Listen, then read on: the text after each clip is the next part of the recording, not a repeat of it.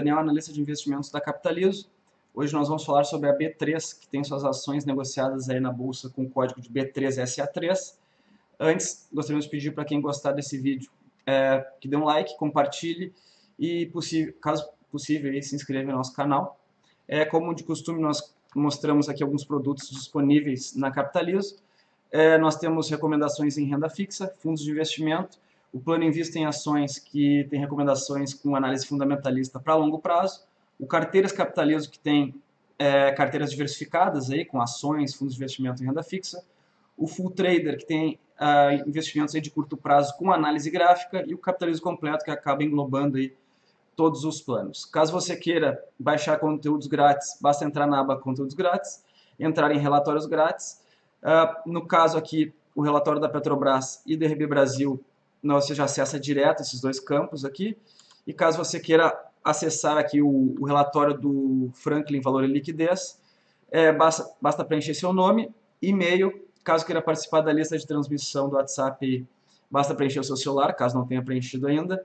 Se você possui algum investimento, também é importante preencher aqui. Então, basta chegar lá embaixo e baixar o relatório. Então, já entrando aqui no assunto aqui da B3, tá? A B3 ela tem vários pontos positivos, começando então com o crescimento no volume médio diário. Nós temos crescimento no volume tanto no segmento Bovespa como na BMF, né, de mercadorias e futuros.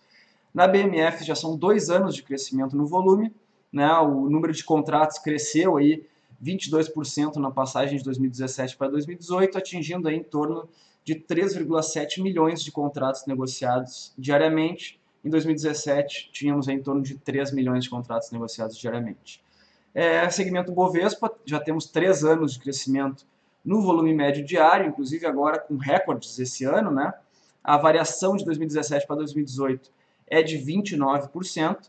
Nós tivemos recordes, no mês de maio nós tivemos aí um volume acima de 14 bilhões, um volume médio diário de negociação, né? 14 bilhões de reais, com efeito da greve dos caminhoneiros, aí, que trouxe muita volatilidade para os mercados. E agora, em outubro, o recorde histórico, com um volume médio diário de negociação de 17 bilhões, com efeito aí, das eleições. Em relação à BMF, é importante ressaltar que agora, no terceiro trimestre de 2018, o volume, né, de contratos caiu aí um pouco, né, caiu 4,1% comparando com o terceiro trimestre de 2017.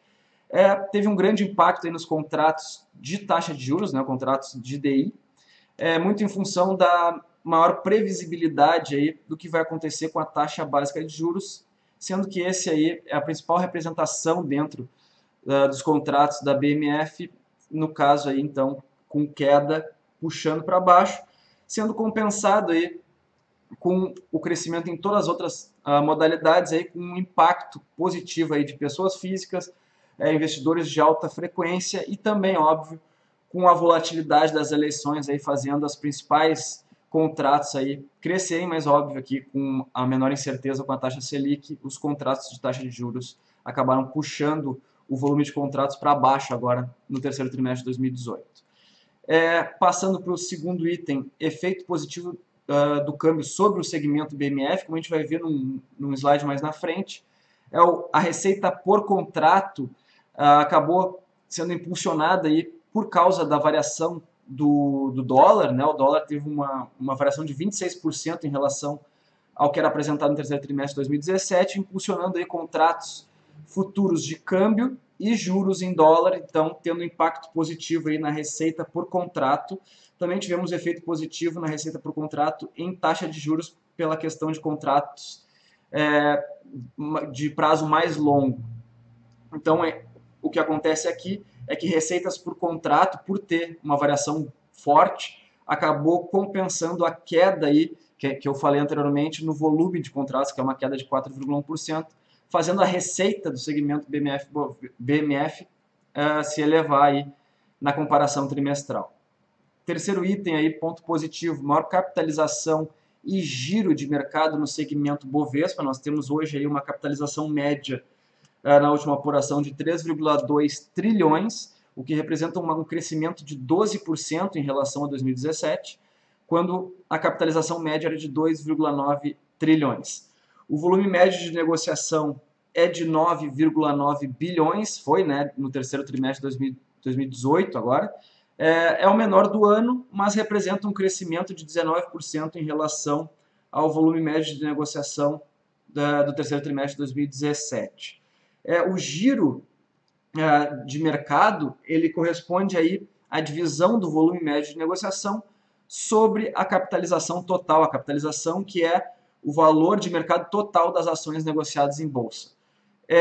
Como a capitalização cresceu 12% e o volume médio de negociação cresceu acima disso, né, teve uma variação de 19%, então o giro passou de 19,5% para 73,5%.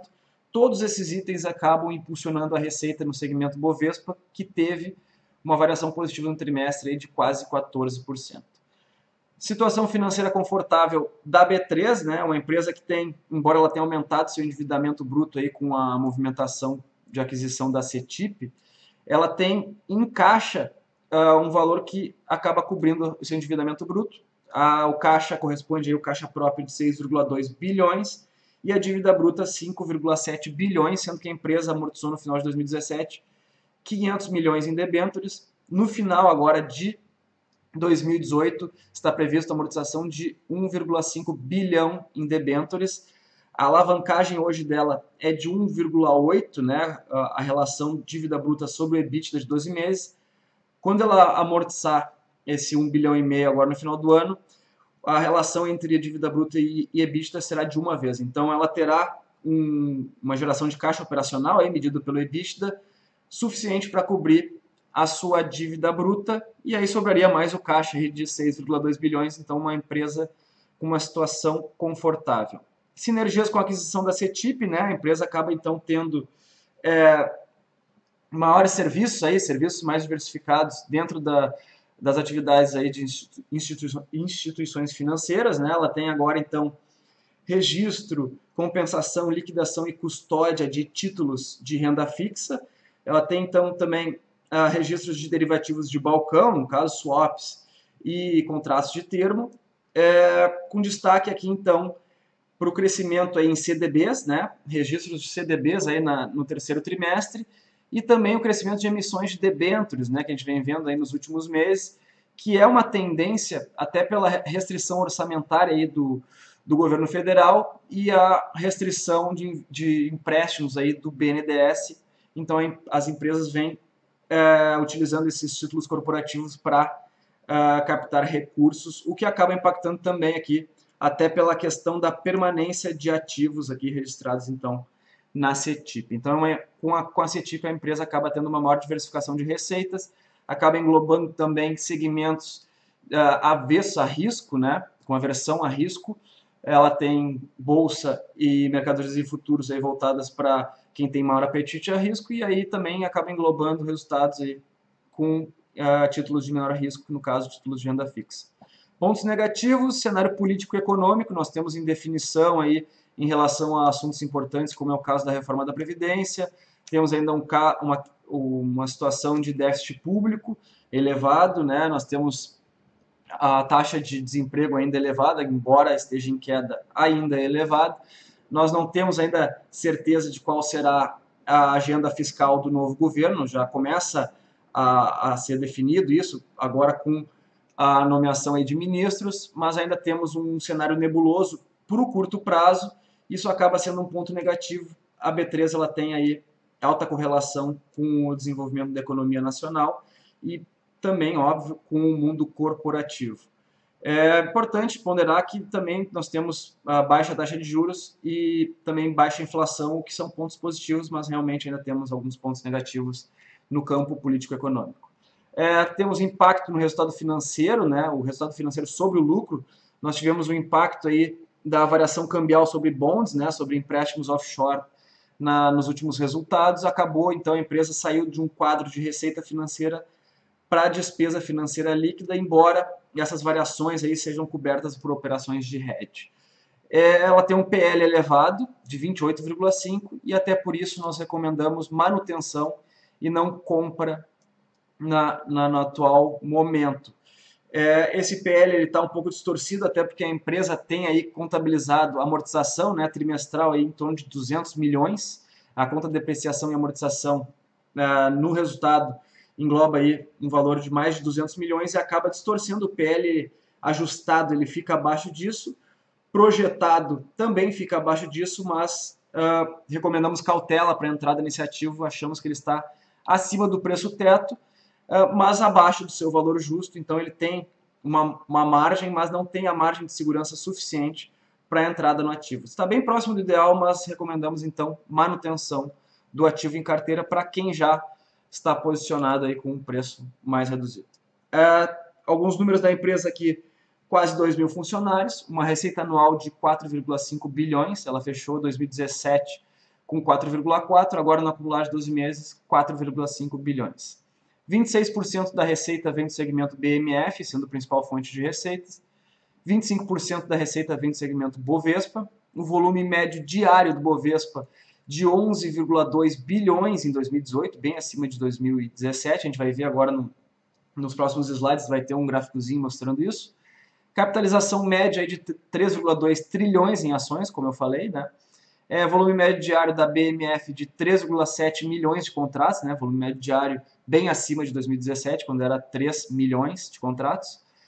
Valor de mercado da empresa aqui já 57,6 bilhões, 1,5 bilhão investido em 5 anos, podendo destacar aí a plataforma multiativos, né, a Puma, e também a Clearing B3, que tem uma infraestrutura unificada aí, com um gasto de 1,5 bilhão nos últimos 5 anos. A tendência é reduzir agora nos próximos 2 anos, 2019 e 2020, o que acaba favorecendo aí a geração de caixa, inclusive o pagamento de dividendos. A empresa aí, ela tem uma cultura de pagar bons dividendos, embora agora com esse preço o yield dela esteja próximo de 3%, com o distribuído nos últimos 12 meses. É baixo, mas é uma boa estratégia aí investir na B3 quando ela tiver com um valor bom para entrada aí, procurando oferecer resultado com pagamento de dividendos. Aqui, participação de investidores nos volumes do segmento Bovespa, né, que é basicamente então ações. Vale ressaltar que então a maior participação de estrangeiros, né, 49%, permaneceu aí e praticamente inalterado em relação a 2017. A participação de pessoas físicas passou de 17% para 18%, é um ganho considerável aí, importante, né, maior participação de pessoas físicas. E investidores institucionais também, um ganho de 1 ponto percentual, passando de 27% para 28%, sendo então os 3 mais representativos. De longe, o mais representativo, então, investidores estrangeiros. Aqui, mais dados sobre o segmento Bovespa. Como eu falei, esse ano estamos batendo recordes aí no volume médio negociado, né? Atingimos agora em outubro o recorde histórico de 17 bilhões. Anteriormente, o recorde histórico já era aqui de 14,2 bilhões, por causa da greve dos caminhoneiros, e agora 17 bilhões. Comparando aqui o terceiro trimestre com o segundo, a gente pode ver uma queda, que o segundo trimestre fechou com uma média aqui de 12,5 bilhões de negociação diária, e agora o terceiro trimestre 9,9. E agora deu um impulso em outubro aí, por causa das eleições, 17 bilhões. Aqui, segmento BMF, é importante ponderar algumas questões aqui. No resultado do terceiro trimestre, como eu falei, teve uma queda de 29% aqui no número de contratos negociados em taxa de juros. Como eu falei, tem uma diminuição de incertezas aí com a definição da taxa Selic no curto prazo, acarretando na queda no número de contratos. Acabou puxando, então, o número de contratos geral aqui, né? Caiu 4% no trimestre, sendo puxado por esse aqui, que é a taxa de juros. Os outros 3 aqui, câmbio, índice de ações e taxa de juros em dólar, com variação positiva, não foi suficiente para compensar a queda dos contratos de taxa de juros. Voltando a destacar que tivemos um impacto positivo aqui da volatilidade das eleições, né, causado pelas eleições, e também maior atividade em pessoas físicas e investidores de alta frequência, que compensou parcialmente aí essa questão da previsibilidade com a taxa Selic. Receitas por contrato acabou, então, compensando a queda no volume, né, do número de contratos negociados. A receita aqui, principalmente as relacionadas aqui com dólar, né, no caso no caso de taxas de câmbio e também taxas de juros em dólar, tendo um impacto aí do câmbio em cima, então, de receitas por contrato, fazendo receita aí da BMF crescer mais de 15% no terceiro trimestre de 2018, então com impacto positivo na receita por contrato, sendo parcialmente compensado pela queda aqui no número de contratos negociados no contrato DI futuro. Já finalizando, então, resultados da empresa, a empresa vem com um crescimento bom aqui na receita total e receita líquida, né, 18,4%. Vale ressaltar que ela passou aqui de um quadro de receita financeira para despesa financeira líquida, né, a empresa vem com um menor caixa, né, ela acabou pagando aí 8,4 bilhões em abril de 2017 para ex-acionistas da CETIP, né, aqui um movimento da combinação de negócio, também realizou amortização de 500 milhões em debêntures, então ela tem um caixa médio menor do que os 9 meses de 2017, principalmente nos 4 primeiros meses de 2017, né, antes de realizar esse pagamento de 8,4 bilhões, saindo então de um quadro de receita para despesa financeira, lembrando que essa despesa ela é coberta, aí, a variação cambial principalmente, né, a variação cambial sobre empréstimos offshore, ela é coberta por hedge. A empresa, então, tem aqui uma variação em despesas, aqui esse ajuste em despesas ele é feito tirando aí os efeitos da combinação de negócios, né, os gastos com a combinação de negócios e principalmente os mais de 200 milhões trimestral aí de amortização de intangível. Com esses ajustes, considerando basicamente aqui gastos de pessoal, né, a empresa teve um crescimento de despesas de 3,5%. Isso está abaixo da inflação medida pelo IPCA, que está hoje aí em 3,8% aí em 2018. Então a empresa tem controle de gastos, despesas aí com um crescimento abaixo da inflação, crescimento aí nos volumes, né, volume da BMF e também crescimento no segmento Bovespa, mesmo a empresa tendo bons fundamentos, né, o caixa cobrindo o endividamento bruto, o crescimento nos resultados da empresa, uma projeção para longo prazo aí positiva, embora o campo político-econômico no curto prazo esteja indefinido, aí, seja um ponto negativo. Mesmo tendo mais pontos positivos do que negativos e fundamentos importantes, acreditamos que a recomendação para as ações da B3 é de manutenção pelo valor de mercado. E acreditamos que o PL está elevado e não temos um valuation atrativo para a entrada no momento, embora o valor esteja abaixo do preço justo, tá certo? Então, em relação à B3 é isso. Até o próximo vídeo e um abraço.